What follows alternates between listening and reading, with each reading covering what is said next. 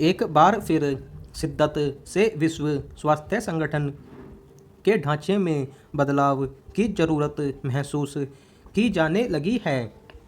स्वास्थ्य मंत्री हर्षवर्धन ने शंघाई सहयोग संगठन देशों के स्वास्थ्य मंत्रियों की बैठक में इस जरूरत को रेखांकित किया। कोरोना से उपजे वैश्विक संकट ने सभी देशों को सोचने पर मजबूर किया है कि भविष्य में अगर इस तरह की महामारियां पैदा होंगी तो उनसे निपटने के लिए क्या उपाय हो सकते हैं। शंघाई सहयोग संगठन देशों के स्वास्थ्य मंत्री भी इसी विषय पर विचार विमर्श को जुटे थे। वैश्वीकरण के इस दौर में दुनिया की दूरियां मिट गई हैं। वाणिज्य, व्यापार, पर्यटन, विकास कार्यों से जुड़ी गतिविधियां आदि के चलते दुनिया के सभी देशों में परस्पर आवाजाही बढ़ी है। ऐसे में अगर कोई खतरनाक विषाणु पैर पसारता है तो देखते देखते दुनिया भर में उसका प्रभाव नज़र आने लगता है। पिछले कुछ सालों में ऐसे कई विषाणुओं के प्रभाव दुनिया भर में देखे गए।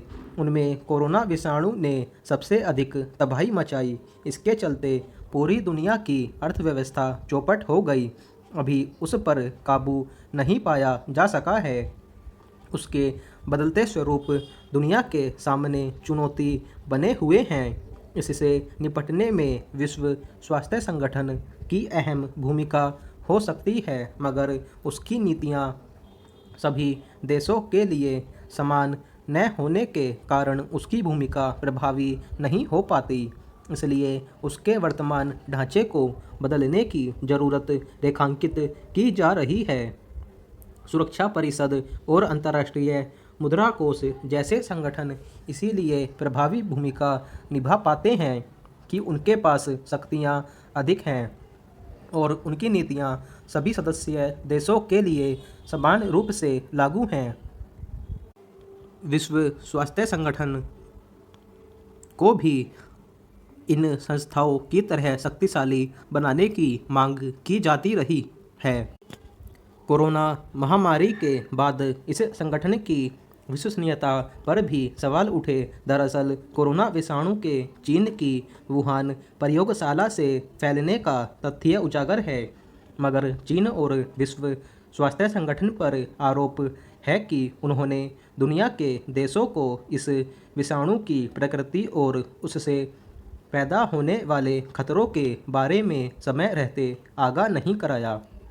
स्वास्थ्य संगठन को चाहिए था कि वह फौरन एहतियाती कदम उठाता और दुनिया भर में इससे बचाव संबंधी अभियान छेड़ने की हिदायत देता, मगर वह काफ़ी समय तक चुप्पी साधे रहा।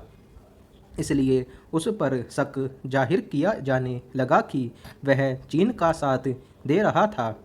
इस पर अमेरिका के तत्कालीन राष्ट्रपति डोनाल्ड ट्रंप ने तो सख्त कदम भी उठाए थे।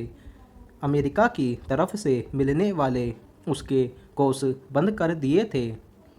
कहने को विश्व स्वास्थ्य संगठन का गठन दुनिया के तमाम सदस्य देशों में सार्वजनिक स्वास्थ्य सुविधाएं बेहतर बनाने के मकसद से किया गया था, मगर हकीकत यही है कि इसके लिए उसके पास पर्याप्त शक्तियां नहीं हैं। मसलन अगर कोई देश अपने यहाँ का स्वास्थ्य संबंधी कोई तथ्य छिपाता या उसे विश्लेषण के लिए उपलब्ध कराने से इनकार करता है तो वह उसके खिलाफ दंडात्मक कार्यवाही नहीं कर सकता।